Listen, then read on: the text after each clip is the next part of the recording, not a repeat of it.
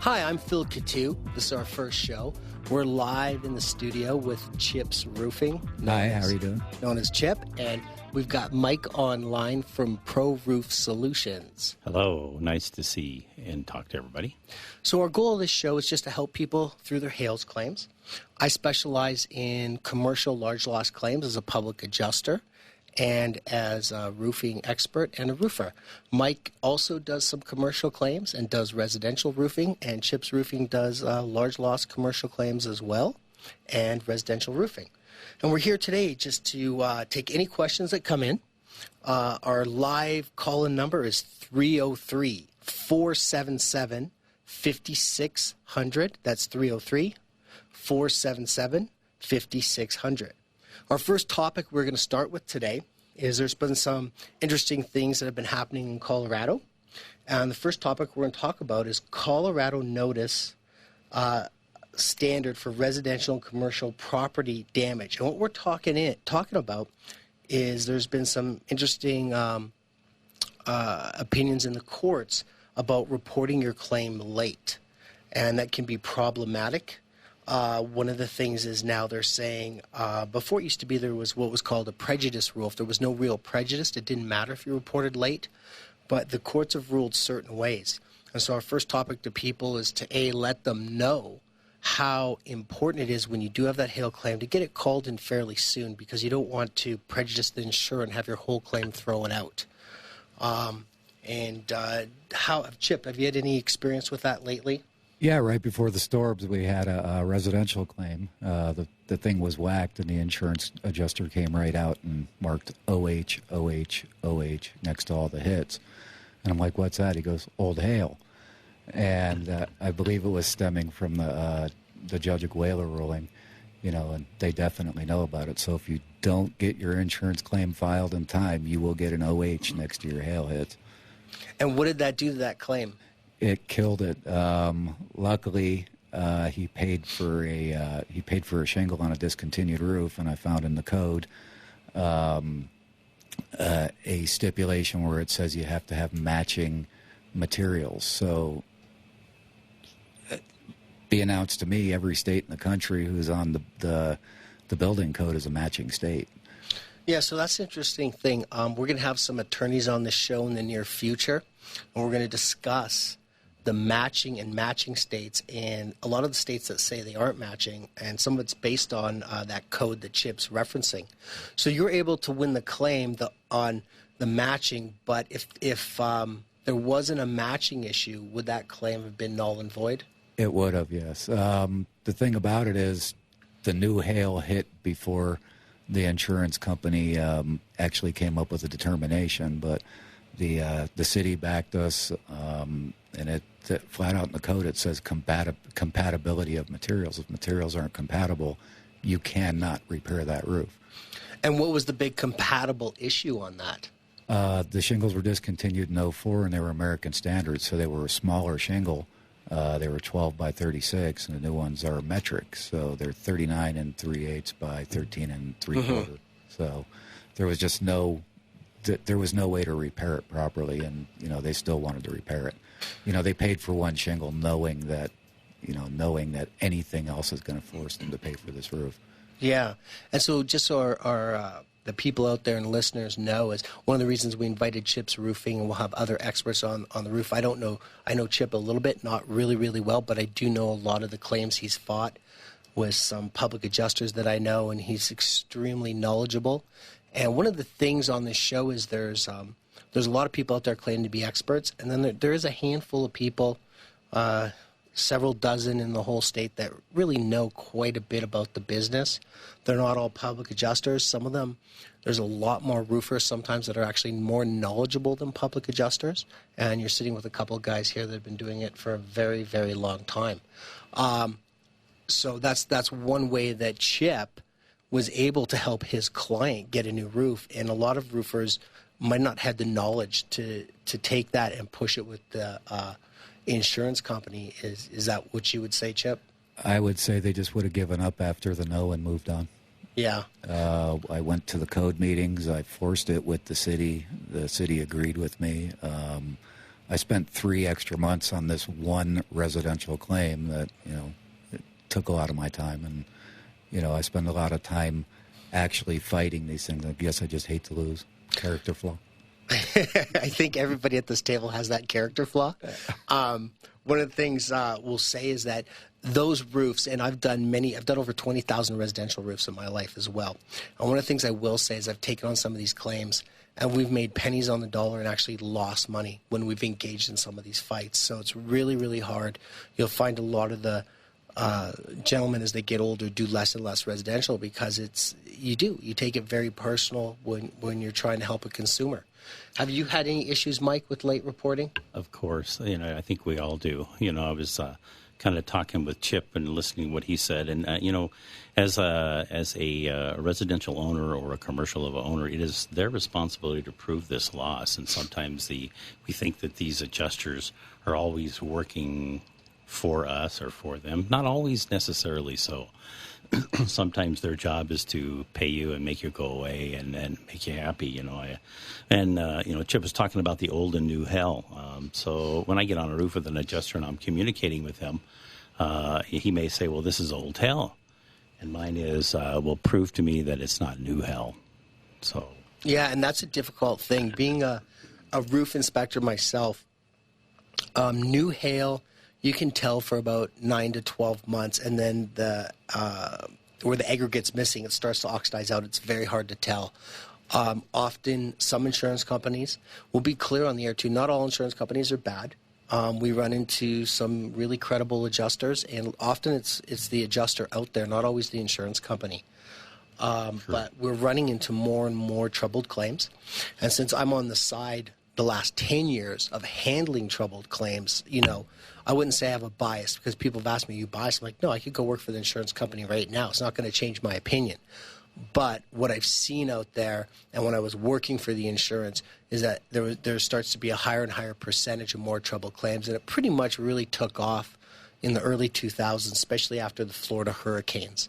We started to see more and more issues in the insurance industry as a whole, some of them reining in line items in the software and stuff. So, Mike, when you had that claim, you had a claim then also with Old Hail? Correct. Yeah. And so, what we have to do is, we have to meet that adjuster out there to make sure that we're seeing eye to eye. And, when you look at a claim, you always want to make sure that you file it for hail and wind. If you file it for hail, they won't look for wind or vice versa. So there's a little things that we need to do beforehand to make sure that you're in line with the scope of the paperwork that's coming out when we get this. But this old and new hell, we have to physically go up there and I asked the adjuster as an example, hey, this is pushed in right here at the siding, and it's been. I take their finger and make them feel it so they can see that the hell has been pushed. It's a physical type of a hit. Mm-hmm. And so from that point, they start to relax a little bit. You want the adjuster to be on your side. And so, I personally do everything we can. I take a real easy approach. I'll have the ladder set up. We'll do a lot of the scope work and paperwork for him. And we kind of make him feel at ease. And, I think it works really well for me. We did file that claim for wind and hail, and the adjuster flat out came back and says, there was no wind associated with this hail. Yeah, so that's something the adjuster can do, and then you can research that. So we did. There was 22-mile-an-hour wind. Yeah. So I always file it for wind and hail, too, just to preserve my client's rights. I think it's important to. And then it can be debatable. And sometimes the winds, too, and storms, they're going off a weather station 4, 6, 8 miles away. And that can really, really affect the damage of the wind, because 4 or 5 miles away, you have a storm coming through. It could be 60 or 55 right at that point of view. So I think it's super important for people to do that. Talking about the late reporting again, yes. I just had an issue where we're in an appraisal, and we have the roof totaled. The insurance company has 3 hits per square. Kind of the industry standards floating around 6. Some insurance companies play with that a bit. And we had about 9 per square. And I was back up on the roof while we're in appraisal, and there's tons of new damage, about 40, 50 hits a square. this is how important it is. We thought, okay, well, there's 2 storms, we can pay 2 deductibles. But this large building, it's over 500 square, they have a 2% deductible now, and it's 2% of the building amount, which is over $8 million. So because we had the engineer on in time and we're disputing that, it looks like we're going to be able to stick with just the 1 deductible.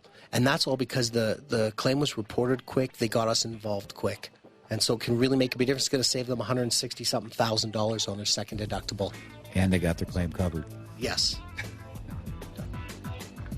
We'll be right back.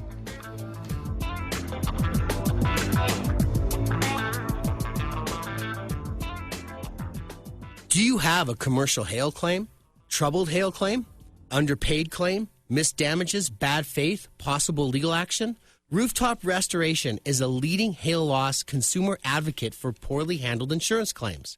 We specialize in hail damage, large commercial claims, and provide the total claims package risk-free. We pay and cover all expert costs, engineers, attorneys, roof inspectors, adjusters. We get you what you deserve under your insurance policy. Finance large deductibles, all the experts, experience, and stellar reputation with 0 out-of-pocket costs.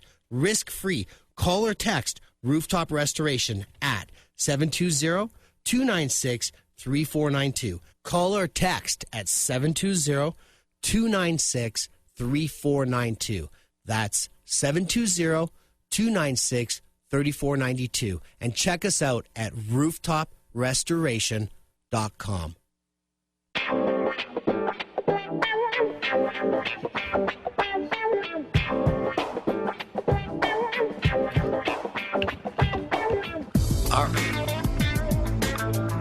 All right, we're back here live. We still have the music playing here. We're back here live with Insurance Claims Radio. Anyone with residential or commercial claims that has questions, feel free to call 303-477-5600. We're live here with Chip's Roofing. Owner's name is Chip, and Mike from Pro Roof Solutions. And we were speaking about late reporting and how important that is. And we were just talking about how often the insurance industry is marking hail as old damage. Have you gentlemen out there had any issues with the insurance company marking old hail damage when you felt it was new hail? Yeah, for years. Every day. Every day? How are you guys handling that? Second inspections, public adjusters, depends on what it is. You don't win every one, but you want to win for your customer every time you go out. So give me some example, guys, out in the field, how you're arguing that it is new hail versus old hail. I had a customer, we did his roof 8 years ago. His landmark TL, big, thick, heavy shingle. Right after the tornado hit Berthoud in 15, I went out to his house. I was checking his roof periodically, just to keep him informed of what's going on. We get out there, it had these big white hits that knocked the aggregate right down to the mat. I mean, they were brand spanking new, and they were like, oh, old hail. And, we pulled them. I ended up bringing out the manufacturer. They wrote a report about, if it was an older hail, that the mat would have been dirtier. So it didn't even have time to get the bright white mat dirty from water sitting in it or anything. So we got it right to certainty, and they wrote us a letter. So certainty backed you up. Yeah. So that's a real important thing out there.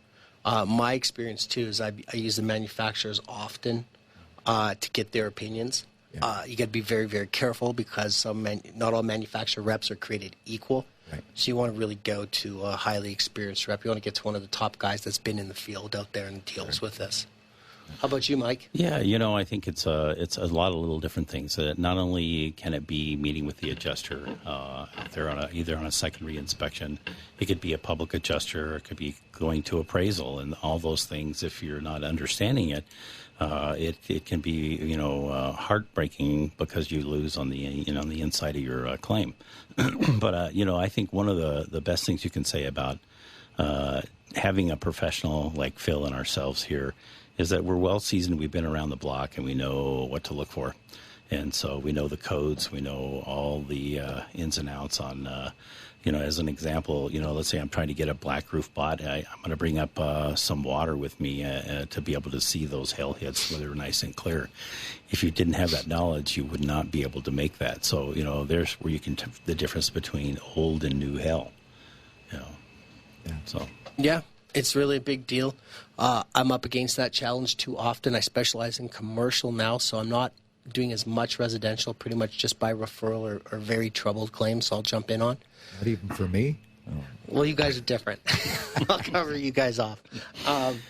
But yeah, it's so these are important things for people to really identify with. It's super important to get your claim called in. You might want to have a professional, like the two gentlemen sitting with me, come out and check your roof first to quantify. Because one thing I will talk about, right? And since I'm on both sides. I've worked for the insurance industry. I'm a public adjuster. I'm a roofer. I am fighting out there for the consumer a lot more these days. Not all insurance adjusters are going to interpret hail damage the same. And I think that's a great topic right now for us to jump over to is you guys, how often, let's get each one of your definition of hail damage. That'd be fantastic from a contractor point of view. What do you guys count as hail damage? Is there any limitations on it for you?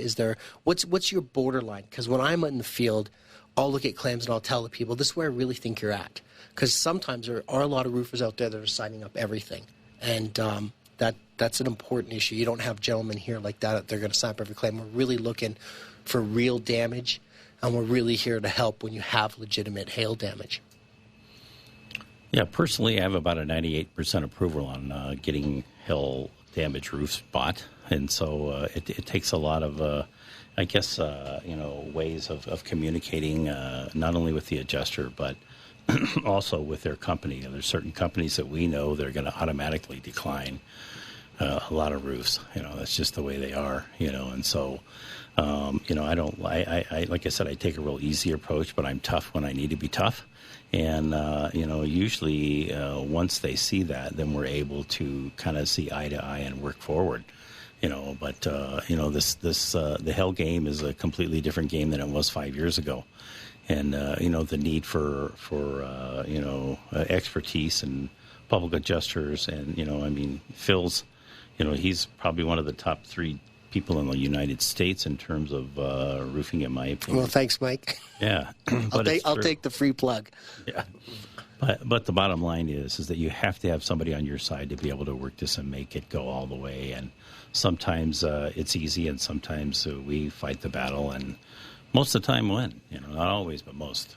So give me your definition of the actual hail damage on a 30-year shingle roof. Okay. So what are you looking for when you get up there? Yeah, so first we get on the roof, and we're going to look for damage on the roof. We'll kind of look at the soft metal first. We might look at the furnace caps, or we might look at any of the soft metals up there to see what damage is there. The hail, when it hits it, it just pops and pulls that asphalt completely off. In fact, if you were to look at the hail, you could take that shingle and lift it up, and it almost looks like a hairdryer sheet. You can see it where it even goes through it, or through the sun. You can just see that hail where it pops all the way through it. So hail damage is not hard, but sometimes you want to give the adjuster your glasses because they don't see what you see, but hail is just where it hits it, pulls that away, damages the infrastructure of it, and you can see it boldly when you're up there.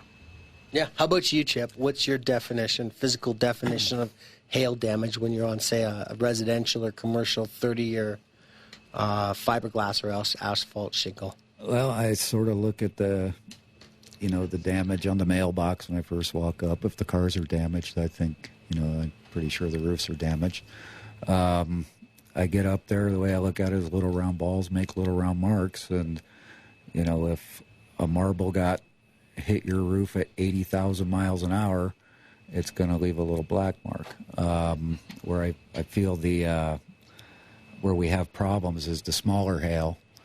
They love to call blistering. Yeah. Being a Miami-Dade roofer and from South Florida, I've seen blistering. I don't see blistering much here in Colorado. So you do get a lot of smaller hail that does leave a mark, but it's always blistering. And, I've sort of given up the fight on those and, and let the homeowner know they're going to call it blistering. It's just not going to get covered. And, I don't think it's that time. Phil, it's all about documentation. It's all about how you present that claim to them, right?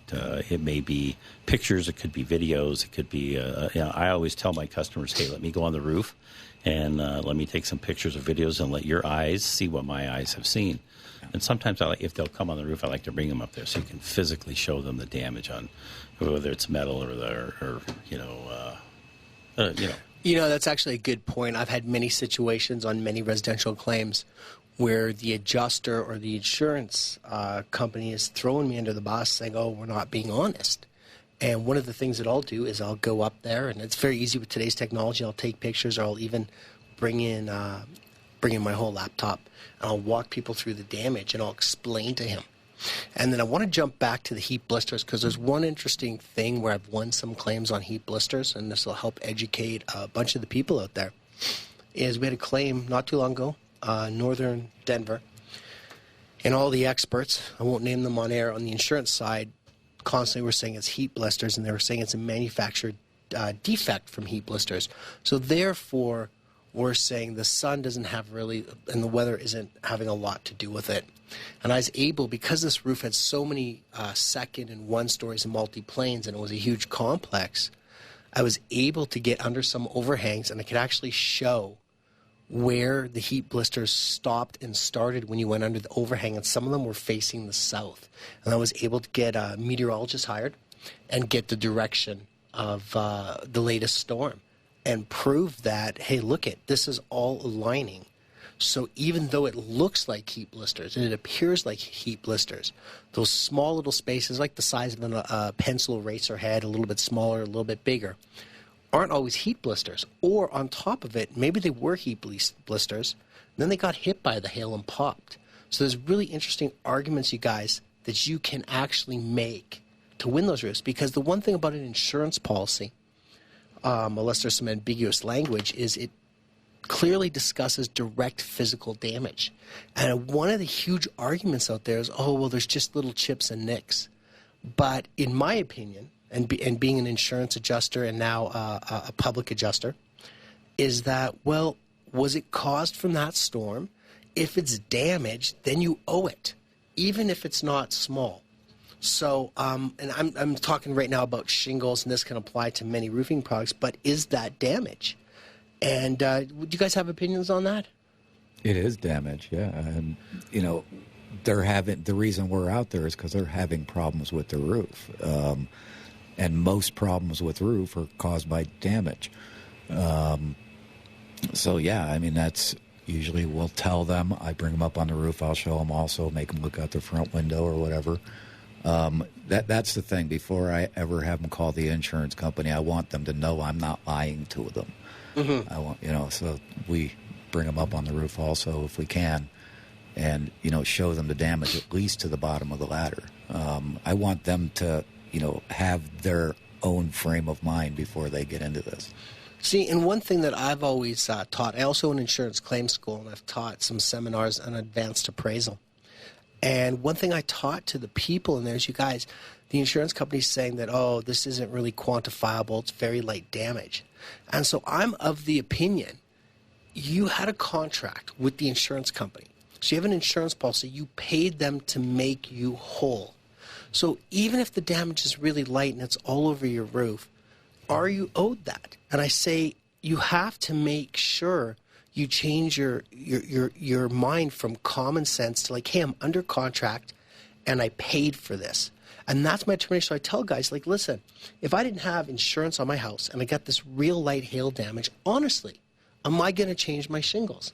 And the answer is probably not, or not for a long time. I'm sure they're going to accelerate and age because the one thing, those little bits of aggregate missing, it does age your shingle.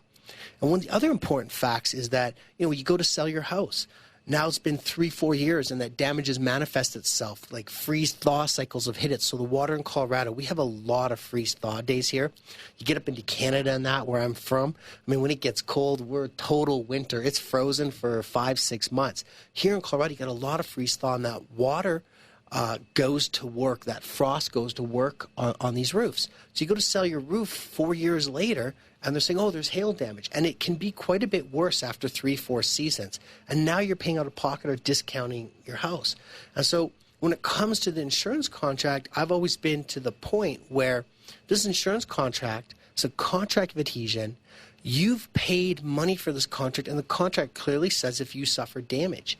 So the fact that some insurance companies and some adjusters are keep making that bar higher and higher, it's irrelevant to me.